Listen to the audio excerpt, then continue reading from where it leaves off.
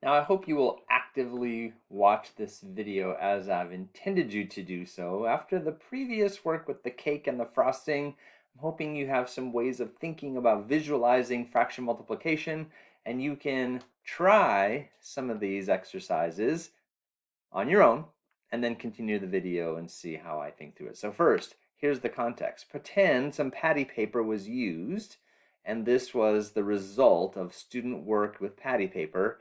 What fraction multiplication problem was being addressed in this case? See, working backwards. Take the result of the patty paper and create the problem that was given. All right, pause the video, see if you can see it, and then continue after to check your understanding. All right, here's what I see. I see, first of all, just because of the way this white strip is, that probably the student first cut or folded the patty paper up into fourths, and they were shading in this gray part, which is 3/4. Now, of the 3/4, the gray part, notice they folded it the other direction into 1, 2, 3 sections.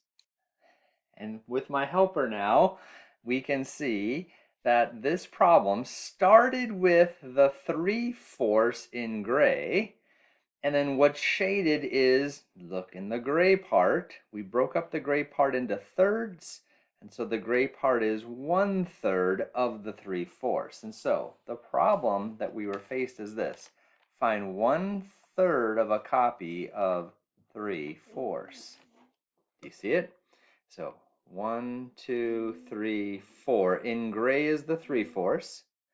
And then 1, 2, 3. We're looking at 1/3 of a copy of the 3/4. Now, what's the result? The result goes back to the whole patty paper. So in the shaded part here, the black shaded part, we have 1, 2, 3. We have 3 copies of something. But what's the something? The something is back to the whole. And back to the whole. And 1, 2, 3, 4. So there's 4 across. 1, 2, 3 down. There's 12 total pieces. So it's 3/12. So the result of this thing is 3/12, which is one number. Thank you. Now, I want you to see one more thing, that 3/12 is can be simplified or can be written equivalently as 1/4. But can you see, how does this 1/4 make sense? Pause the video, think about that, and then come back and see my thinking on that. So can you see how this 3/12 is equivalent to 1/4? Well, imagine taking that and putting it here. Imagine taking that and putting it here. So imagine this strip equivalently shaded in. That would be 1 of the 1, 2, 3, 4. It would be 1/4. So you can see it as 3/12, but you can also manipulate the shading in your mind and see it as 1/4 equivalently. And of course, we want students to see both. Now, as students work on this, not yet, it probably wouldn't happen yet, but as students work on this, some student in the class is going to say, hey, look, 1 times 3 gives me the 3. And hey, look, 3 times 4 gives me the 12. Does that always work? And the answer at this stage would be, oh, that's a good conjecture. Let's explore and find out. And so I would give them another one. Say, let's explore that idea. Let's explore that algorithm. Remember, we're not rushing to the algorithm. We're letting student thinking get to the algorithm. So I give them another one. This is, again, the work of a student. Let's figure out the fraction multiplication problem that is represented by this diagram here with patty paper. Pause the video, see if you can see it, and then continue and check your understanding. All right, here's what I see.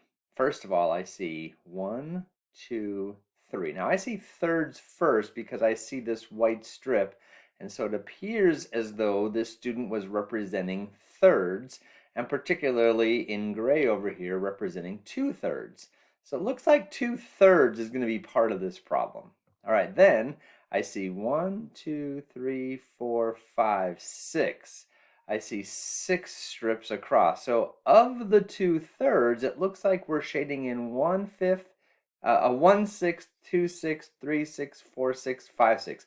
It looks like what we're shading in here is 5/6 of the 2/3. Let me write that down.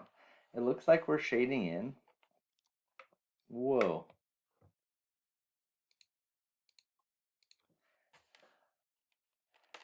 We're shading in 5/6 of a copy of the 2/3.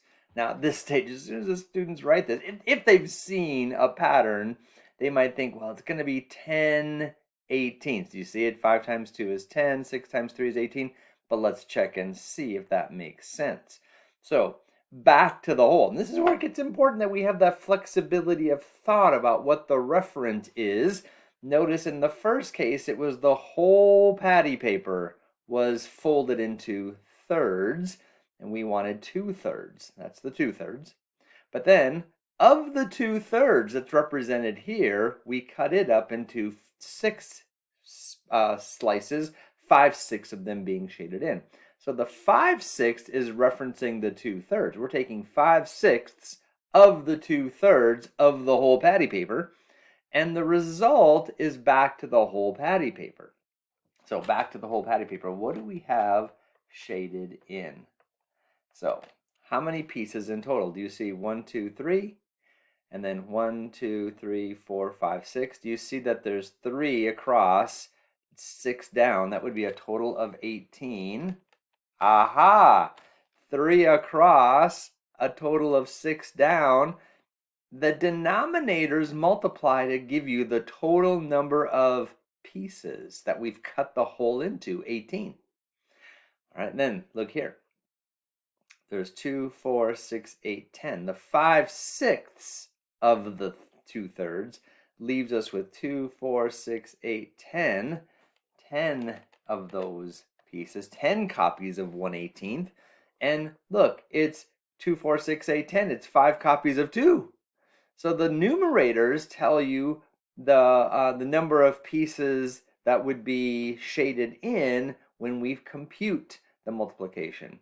So the numerator is here, the denominator is here. Aha! So yeah, it looks like our conjecture of multiplying 5 times 2 to give us the shaded part and the 6 times 3 to give us the whole number of pieces seems to be good.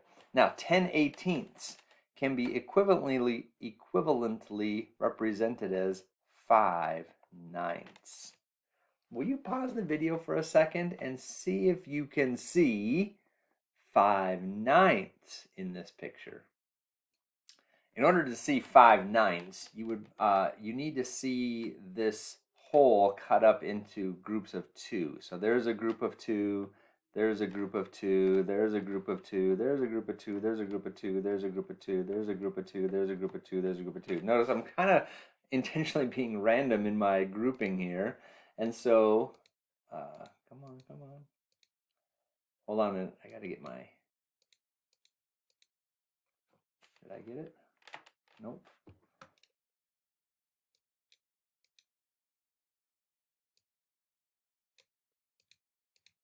There we go. I couldn't click on my red pen. So I've got one group of 2. I've got 2 groups of 2, 3, 4, 5, 6, 7, 8, 9. What if we cut the whole up into those 9 parts? So we have ninths. How many ninths are shaded in? There's a ninth. There's a ninth. There's a ninth. There's a ninth. And there's a ninth. 1, 2, 3, 4, 5. So there's 5 of those clumps of 2. 1, 2, 3, 4, 5. So 5/9 is equivalent to 2, 4, 6, 8, 10, 18ths, just depending on how you group things. So yeah, equivalent fractions can be visualized as well.